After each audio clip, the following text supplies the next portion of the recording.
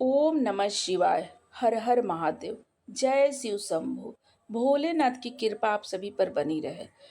प्रिय दर्शकों, एक समय की बात है। देवी पार्वती कैलाश में भगवान शिव के पास आती है और उनसे पूछती है, हे प्रभु, आप ही आदि है और आप ही अंत है। आपके कारण काल प्राणी को ग्रहण करता है। किंतु आज मैं आपके पास यह जानने के उद्देश्य से आई हूँ कि शिवलिंग को जल चढ़ाने के क्या नियम है और कौन सी स्त्री शिवलिंग को जल चढ़ा सकती है और कौन सी स्त्री शिवलिंग को जल नहीं चढ़ा सकती है।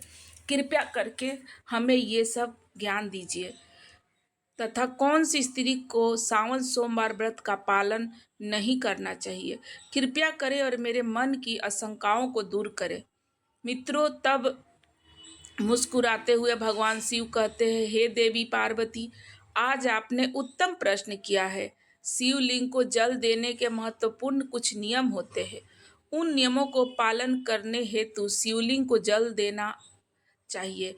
यदि कोई व्यक्ति इन नियमों का पालन नहीं करता है तो उसे महापाप लगता है। हे देवी, मैं उस स्थान से रुष्ट हो जाता हूँ जहाँ पर इन नियमों का पालन नहीं किया जाता है। हे प्रिय, आज मैं उन 3 स्त्रियों के विषय में बताने वाला हूँ जिन्हें शिवलिंग को जल नहीं चढ़ाने चाहिए। इन स्त्रियों को शिवलिंग को जल चढ़ाने का कोई शुभ फल प्राप्त नहीं होता है। उल्टा उनके द्वारा शिवलिंग को जल चढ़ाने पर उन्हें महापाप भी लगता है।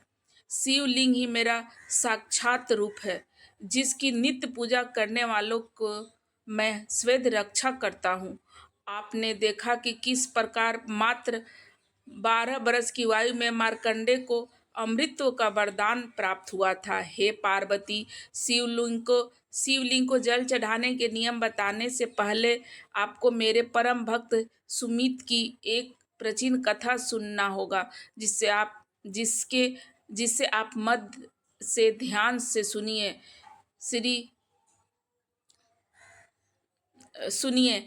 इस प्राचीन काल कथा का श्रवण करती है उसे शिवलिंग को जो स्त्री इस कथा के प्राचीन कथा का श्रवण करती है उसे शिवलिंग को 100 वर्ष तक जल अर्पण करने का पुण्य प्राप्त होता है। इस कथा को जो भी पूरा ध्यान से सुनता है और इसका प्रचार करता है उसके दुखों का नाश होता है और उसकी दरिद्रता दूर होती है और सदा के लिए वह इस संसार की मोह माया से विरक्त हो जाता है। तब माता पार्वती कहती है, हे स्वामी, आपके मुख से इस कथा का श्रवण करना मेरे सौभाग्य की बात होगा। कृपया आप मुझे वह कथा कहिए, मैं इसे ध्यान से पूरा अवश्य सुनूंगी। तब भगवान शिव देवी पार्वती से कथा सुनाने लगते हैं। मित्रों, इस कथा को आप ध्यान से पूरा जबर से सुनिएगा, क्योंकि आधा अधूरा ज्ञान घातक होता है। तो चलिए आपको सुनाते हैं वह कथा जो भगवान शिव जी ने माता पार्वती को सुनाया है। मित्रों, भगवान शिव जी कहते हैं, हे देवी पार्वती, पूर्व काल की बात है। अक्षयपुरी नगर में सुखदेव नाम का एक ब्राह्मण निवास करता था। सुखदेव बहुत ही बुद्धिमान, रूपवान, गुणवान और सभी शास्त्रों में परंपर था। उसने वेदों का भी अध्ययन किया था। इसी के नगर के पास एक अन्य नगर था। उस नगर में सुधर्मा नाम का एक विद्वान ब्राह्मण था। उसकी एक पुत्री थी जिसका नाम सुमिति था। वह भगवान शिव की बड़ी ही सेवा किया करती थी और सच्ची भावना से भक्ति करती थी। नित्य शिवलिंग को जल देना और उचित नियमों का पूजा पालन आराधना करना ही उनके दिनचर्या की शुरुआत होती थी। सुमिति में मनचाहे वर को प्राप्त करने हेतु 16 सोमवार के व्रत भी किए थे। उसके पिता सुधर्मा ने बड़े ही लाड़ प्यार से अपनी पुत्री का लालन पालन किया था। उसकी पुत्री अत्यंत रूपवान थी और गुणवान थी। जब सुमति ब्याह के योग हुई तो सुधर्मा को अपनी पुत्री के विवाह की चिंता सताने लगी। इसीलिए उसने अपनी पत्नी से कहा, हे प्रिय, हमारी पुत्री अब जवान हो चुकी है, इसीलिए अब इसका विवाह हमें कर देना चाहिए। तब उसकी पत्नी कहती है, हे स्वामी, मेरी दृष्टि में एक विद्वान ब्राह्मण है जो मेरे भाई के नगरी अक्षयपुरी में रहते हैं, जिनका नाम सुखदेव है। मैं तो कहती हूँ हमारी पुत्री का विवाह उन्हें उन्हीं से करना श्रेष्ठ होगा। ब्राह्मण के साथ करा दिया जाए तो अति उत्तम होगा। हमारी पुत्री सुखी जीवन व्यतीत करेगी। तब सुधर्मा कहता है, हे प्रिय, तुम ठीक कहती हो। मैंने भी सुखदेव जी के विषय में सुना है। हमारी पुत्री का विवाह उन्हीं के साथ करेंगे तो कल करेंगे। मैं कल ही उनके पास अपनी पुत्री के विवाह का प्रस्ताव लेकर जाता हूँ। फिर सुधर्मा अपनी पुत्री के विवाह का प्रस्ताव लेकर सुखदेव के पास जाता है। सुखदेव घर में अपने माता पिता के सेवा कर रहा था। जब सुखदेव को अपने माता पिता की सेवा करते हुए देखा तो उसे बड़ा आनंद होता है और प्रसन्नता पूर्वक उसे निहारते हुए सोचता है, अरे वाह, यह ब्राह्मण पुत्र तो कितना महान है। यह तो बड़ी प्रसन्नता से अपने माता पिता की सेवा कर रहा है। जब सुधर्मा को सुखदेव द्वारा द्वार पर खड़ा देखा तो उनका स्वागत करता है और कहता है, हे प्रिय, पधारिए, आपका स्वागत है। कहिए, मैं आपकी किस प्रकार से सहायता कर सकता हूँ। सुखदेव का अतिथि सत्कार देखकर सुधर्मा बहुत प्रसन्न हो जाता है और वह कहता है कि हे सुखदेव का घर अत्यंत पवित्र और शुद्ध होता है। उसके घर में पूरे विधि विधान के साथ शिवलिंग को स्थापित किया हुआ है और वह उसकी नित्य पूजा करता है। इसी कारण से सुधर्मा को विश्वास हो जाता है कि सुखदेव ही उसकी पुत्री के लिए सर्वोत्तम वर है। तभी सुधर्मा सुखदेव से कहता है, हे विप्रिय, आज मैं आपके पास मेरी पुत्री के साथ आपके विवाह का प्रस्ताव लेकर आया हूँ। मेरी पुत्री के लिए आपके समान श्रेष्ठ व कहीं वर नहीं मिलेगा। तब सुखदेव के माता पिता भी यह बात सुनकर प्रसन्न हो जाते हैं और सुखदेव को विवाह के लिए मना लेते हैं। फिर सुखदेव भी विवाह के लिए तैयार हो जाता है। मित्रों, समय के अनुसार विवाह का मुहूर्त तय हो जाता है और एक पवित्र स्थान पर सुखदेव और सुमिति का विवाह संपन्न हो जाता है। सुमिति के घर और मनमोहक रूप को देखकर सुखदेव भी बहुत प्रसन्न हो जाता है। सुमिति अत्यंत गुणवान और चरित्रवान स्त्री थी। विवाह के बाद जब सुमिति सुखदेव के घर आती है तो वह भी अपने पति और सास ससुर के बड़ी सेवा करती है। अपनी मधुर वाणी और कार्यों से वह सभी के मन को जीत लेती है। सुमिति के ससुराल वाले भी उनके कार्य से बहुत संतुष्ट और सदा ही प्रसन्न रहते हैं।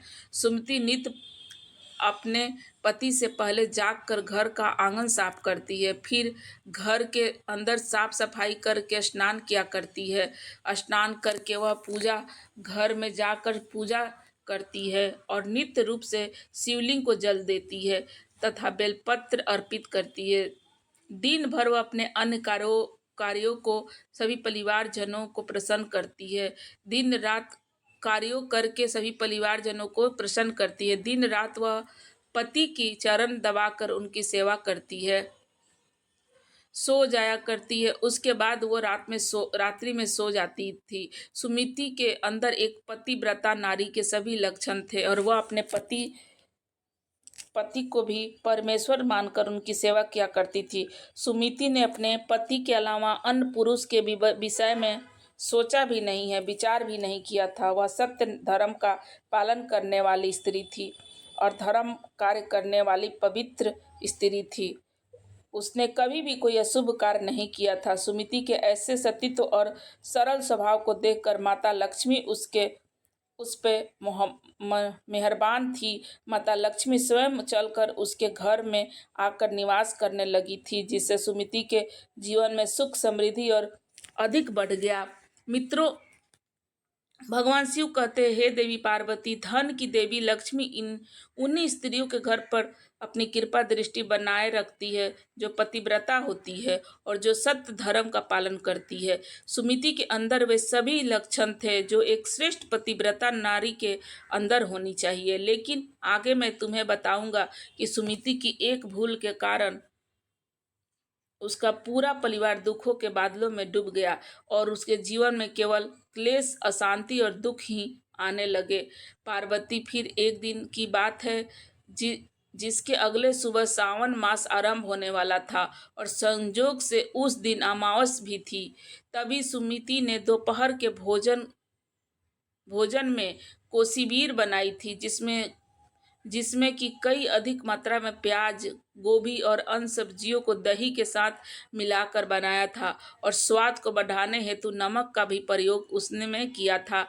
तभी सुमिति और उसका उसका वर संध्या पूजन भोजन कर रात्रि में सो गए, किंतु सुमिति ने जो कोसीवर बनाई थी वह काफी स्वादिष्ट बनाई थी और सभी के भोजन के पश्चात उसमें से थोड़ी सी बच गई थी। जब अगली सुबह सुखदेव और सुमिति जल्दी उठे तो उन्हें रात की बनाई हुई कोसीवीर बहुत पसंद आई थी और उन दोनों ने उसे खा लिया। मित्रों, कहते हैं कि प्याज के अधिक सेवन करने से मनुष्य की कामुकता बढ़ जाती है। अब उन दोनों के साथ यही हुआ। सुमिति का पति अत्यंत कामुक होकर सुबह स्नान करने के पश्चात सुमिति के पास आया और उसने सुमिति के साथ शारीरिक संबंध स्थापित किया, जिससे सुमिति का शरीर अपवित्र हो गया। लेकिन सुमिति का मन भी काम के प्रभाव में जल रहा था, इसीलिए वह भी अपने नित्य नियम को भूल गई और उसने अपने पति के साथ संबंध बनाने के लिए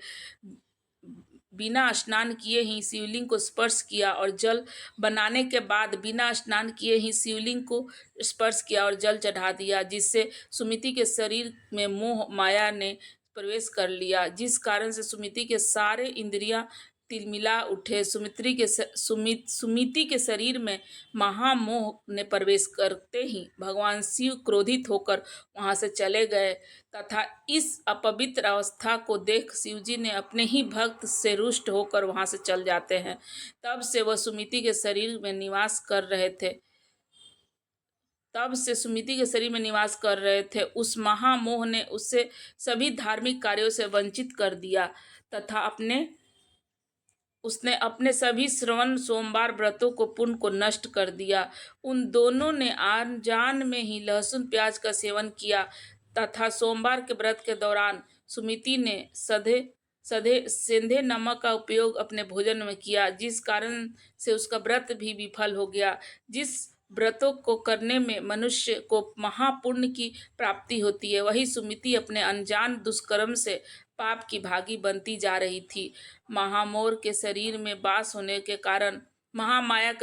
वास होने के कारण सुमिति की मति भ्रष्ट हो जाती है तथा उसका विपरीत प्रभाव सुमिति के पति पर भी पड़ रहा था और वह सदा कामुक होकर सुमिति के साथ भोग विलास करने लगा। उसका मन स्वेद ही काम वासना में लगा रहा। फिर एक दिन सुमिति के पति ने सभी सीमाओं का उल्लंघन किया और सुमिति के मासिक धर्म के दौरान भी उसके साथ संबंध स्थापित किया, जिससे सुमिति के शरीर में विकास कर रहा ब्रह्म हत्या का पाप उसके पति के शरीर में प्रवेश कर गया। और हे देवी, जब स्त्री मासिक धर्म से होती है तब उसके शरीर में 3 दिनों तक ब्रह्मा हत्या का पाप निवास करता है, क्योंकि ब्रह्मदेव ने इस इंद्र के शरीर से ब्रह्म हत्या का पाप निकालकर वृक्ष, जल, अग्नि और अप्सराओं को ग्रहण करने के लिए कहा था। उसी समय से स्त्रियों के शरीर में मासिक धर्म के दौरान ब्रह्म हत्या का पाप निवास करता है और जो भी पुरुष मासिक धर्म के दौरान स्त्री को स्पर्श करता है अथवा उसके साथ संबंध बनाता है तो यह पाप उसके शरीर में प्रवेश कर जाता है। वही ब्रह्म हत्या का पाप सुमिति के पति के शरीर में प्रवेश कर गया और वह जमीन पर गिर पड़ा। उसे तुरंत ही कुष्ठ रोग हो गया। उसका अंग अंग जलने लगा, उसके शरीर पर छाले पड़ गए, उसके पूरे शरीर से रक्त निकलने लगा और बदबू आने लगा और वह दर्द से चिल्लाने लगा, हाय, यह मुझसे क्या हो गया? अपराध हो गया मेरे द्वारा यह कैसा भयानक पाप हो गया? मैंने सब कुछ जानबूझकर भी महापाप कर दिया। हे भोलेनाथ, अब मेरी रक्षा कौन करेगा? तभी सुमिति की सास तुरंत उस स्थान पर आ गई तो उसने देखा कि उसका पुत्र कुष्ठ रोग से ग्रसित होकर जमीन पर गिर पड़ा है। वह क्रोध से आग बबूला होकर सुमिति से कहती है, अरे उल्टा, अरे पापनी, तूने यह क्या कर डाला? अपने ही पति का धर्म भ्रष्ट कर डाला तूने। उसके साथ मासिक पीड़ा में क्यों संबंध बनाया? अपने पति की ऐसी हालत देखकर सुमिति बहुत घबरा गई और जोर जोर से रोने लगी और कहने लगी, हे सासू माँ, मुझे क्षमा कर दो। मुझसे बहुत बड़ा अपराध हो गया है। काम के वशीभूत होकर मेरे द्वारा यह अपराध हो गया है। तब सुमिति के सास ने कहा, हे पापनी, तू इस घर से अभी अभी निकल जा। तेरी जैसी कुलटा स्त्री को इस घर में नहीं रहना चाहिए।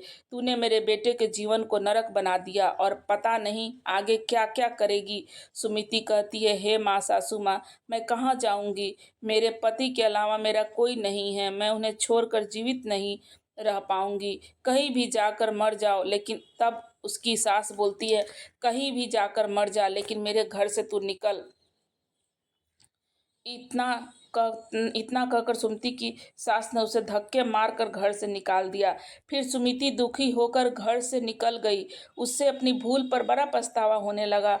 उसे कुछ भी समझ नहीं आ रहा था कि आखिर वह करे तो क्या करे। सुमिति चलते चलते एक वन में जाती है। उसी वन में एक शिव मठ होता है। तब वह उस मठ में पर सहायता मांगने के लिए जाती है। तब वहां पर कोई नहीं होता है। सुमिति उसी जगह पर मठ पर जाकर बैठ जाती है और अपने दोस्त के विषय में सोचती हुए दुखी होने लगती है। फिर कुछ समय बाद एक साधु महात्मा उस आश्रम पर आते हैं, जो कि मठ के पुजारी होते हैं। जब वे साधु एक स्त्री को अपने मठ पर दुखी बैठा हुआ देखते हैं तो वे आश्चर्यचकित हो जाते हैं और पास आकर उस स्त्री से पूछते हैं, हे कल्याणी, तुम कौन हो और किस कारण से इस स्थान पर अकेली बैठी हो? तुम्हारे दुख का क्या कारण है? कोई गुप्त बात ना हो तो अवश्य बताओ मुझे। शायद मैं तुम्हारी कोई मदद कर सकता हूँ। सुमिति कहती है, हे मुनिवर, मेरा नाम सुमिति है। मेरे द्वारा घोर पाप हो गया था और उसी कारण से मैं अपने परिवार से बिछड़ कर इस स्थान पर आ गई हूँ। तब साधु कहते हैं, देवी, यह क्या कह रही हो? तुम तुमने कौन सा पाप किया है? मुझे विस्तार से बताओ। मैं तुम्हारी कोई ना कोई सहायता जरूर करूंगा। प्रयत्न अवश्य करूंगा तुम्हारी सहायता करने के लिए। मुनिवर द्वारा घोर पाप हो गया है। मुनिवर, मेरे द्वारा घोर पाप हो गया है। मैंने मासिक धर्म के दौरान अपने पति के साथ संबंध बनाया था। इसी कारण से मेरे पति को कुष्ठ रोग से ग्रस्त हो गए और दुख भोग रहे हैं। फिर साधु कहते हैं, बेटी, तुम चिंता मत करो।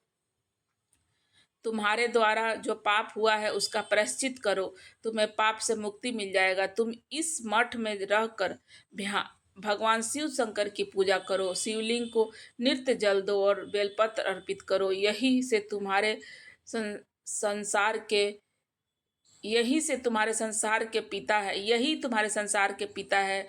जो भी इनके शरण में आता है उनका उद्धार ये निश्चित ही करते हैं और तुम्हारा पति भी जल्दी ही ठीक हो जाएंगे। फिर वह सुमिति वहीं पर उसी शिव मठ में रहकर भगवान शिव और शिवलिंग की नित्य पूजा करने लगी। रोज स्नान करके ब्रह्मचर्य का पालन करते हुए शिवलिंग को जल चढ़ाती थी और शिवलिंग पर बेलपत्र अर्पित करती थी तथा भगवान शिव को मिष्ठान भोग लगाती थी।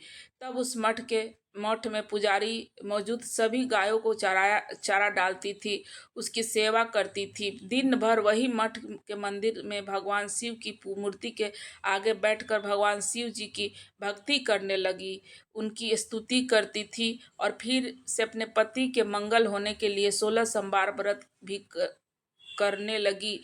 इस प्रकार से 1 बरस बीत जाता है, किंतु वही दूसरी ओर भगवान शिव भी उनकी परीक्षा ले रहे होते हैं। अब अगला सावन मास आरंभ हो जाता है। तब साधु महाराज कहते, हे पुत्री, तुम इस सावन मास में निराहार होकर सभी सोमवार व्रत का पालन करो। शिव जी का स्वेद ही ध्यान करो और याद रहे कि कोई भूल ना हो। मैं तुम्हें सावन सोमवार व्रत के विषय में विस्तार से बताता हूँ। तुम्हें इसे ध्यान से सुनो। तुम इसे ध्यान से सुनो। किसी भी स्त्री या पुरुष के सावन माह के महीने भी किसी भी प्रकार के तमसी पदार्थों का सेवन नहीं करना चाहिए, परहेज करना चाहिए। किसी भी ऐसी वस्तु का सेवन नहीं करना चाहिए। पुत्री, शिवलिंग पर भूल से भी केतल की पुष्प, तुलसी पत्र को नहीं अर्पण करना चाहिए और न ही शिव जी के पूजा में शंख का उपयोग करना चाहिए। शिव जी शिवलिंग पर कभी भी हल्दी कुमकुम और सिंदूर अर्पित नहीं करना चाहिए। अब तुम सच्चे मन से भोलेनाथ की पूजा आराधना करो, वे अवश्य ही तुम्हारी सभी इच्छाओं को पूर्ण करेंगे।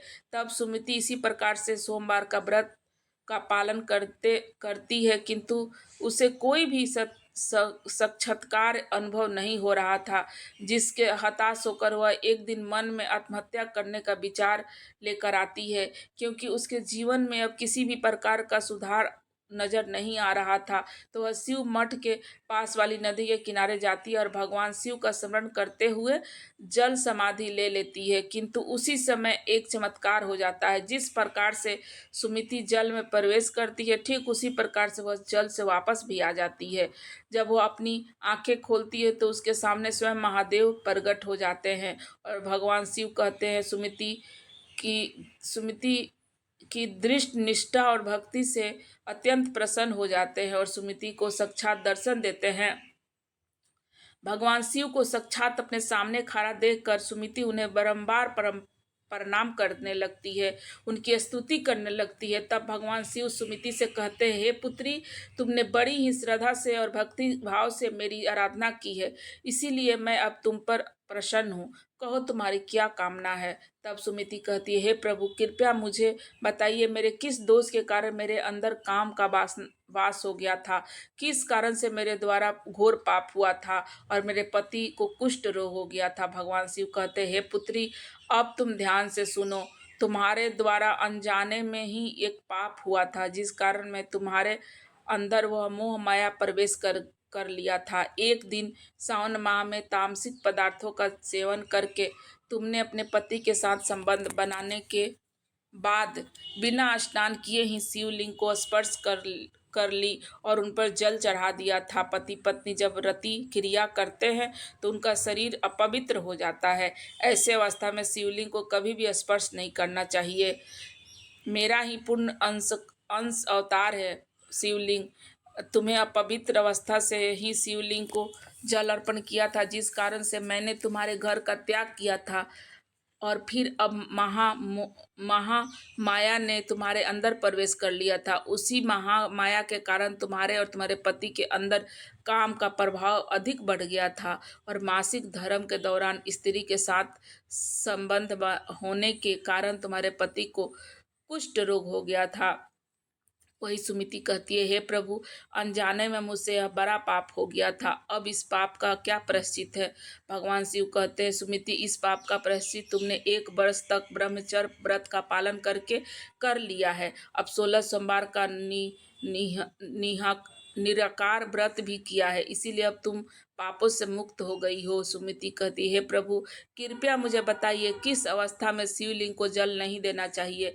भगवान शिव पर जल चढ़ाने में क्या नियम है। तब भगवान शिव कहते, हे पुत्री, अब मैं तुम्हें शिवलिंग को जल देने के नियम बताता हूँ, तुम इसे ध्यान से सुनो।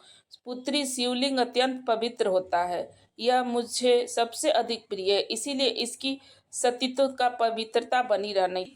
अपवित्र अवस्था में स्पर्श नहीं करना चाहिए। जो स्त्री मासिक धर्म से हो उसे कभी भी स्पर्श नहीं करना चाहिए।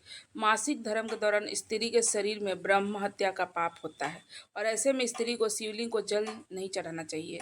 किसी भी स्त्री और पुरुष को संबंध बनाने के बाद शिवलिंग को स्पर्श नहीं करना चाहिए और ना ही उसे जल चढ़ाना चाहिए। संबंध बनाने पर स्त्री और पुरुष का शरीर अपवित्र हो जाता है। ऐसी अवस्था में शिवलिंग को स्पर्श करने पर दोष लगता है, यह महापाप होता है। पुत्री, जो स्त्री अपने पति का त्याग करके चली गई हो और जो विवाह के पश्चात अपने पति को छोड़कर अन्य पुरुष के साथ निवास कर रही हो, ऐसी स्त्री को भी शिवलिंग को जल नहीं चढ़ाना चाहिए। शिवलिंग की पूजा करने का अधिकार केवल पतिव्रता या कुंवारी स्त्रियों को ही होता है।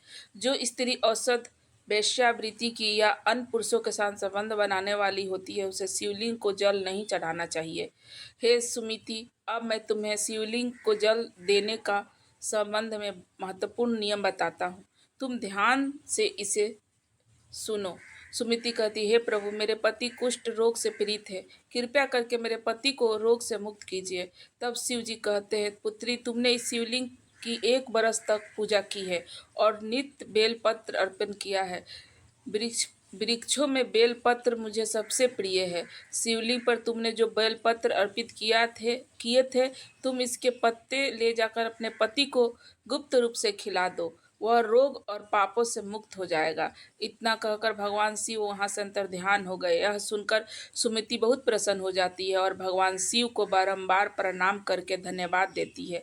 और सुमति उस शिवलिंग को अर्पित बेलपत्र के कुछ पत्ते उठाकर घर चली जाती है और अपने कोढ़ी पति को खिला देती है। शिवलिंग के पत्ते खाते उसका पति एकदम स्वस्थ हो जाता है और सुमिति को गले में लगा लेता है। सुमिति की सास भी अब यह चमत्कार देखती है तो वह भी प्रसन्न हो जाती है और फिर से अपने सभी प्रसन्नता के साथ रहने लगते हैं। मित्रों, भगवान शिव कहते हैं, हे देवी पार्वती, इसीलिए इन अवस्थाओं में स्त्रियों को शिवलिंग को जल नहीं चढ़ाना चाहिए और न ही शिवलिंग को स्पर्श करना चाहिए, अन्यथा इसके अशुभ परिणाम भोगने पड़ते हैं, जैसे सुमति के साथ हुआ था।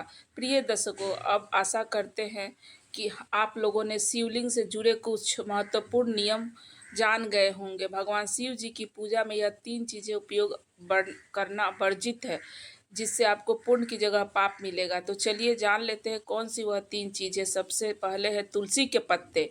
जी हाँ दोस्तों, तुलसी का पत्ता माता लक्ष्मी के स्वरूप है और माता लक्ष्मी भगवान श्री हरि विष्णु जी की पत्नी है, इसीलिए तुलसी के पत्ते कभी भी शिवलिंग पर नहीं चढ़ाना चाहिए।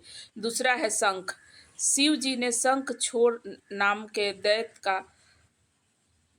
रणछोड़ नाम के दैत्य का किया था संहार, उसी के हड्डियों से शंख के निर्मित हुआ है। तीसरा है केतली का फूल। पुराणों के अनुसार भगवान शिव और ब्रह्मा जी के विवाद में केतली के फूलों ने ब्रह्मा जी के साथ झूठ बोला था, जिस कारण भगवान शिव इस विवाद में निर्णायक की भूमिका में थे। शिव जी ने केतली का झूठ पकड़ लिया और उसे श्राप दे दिया।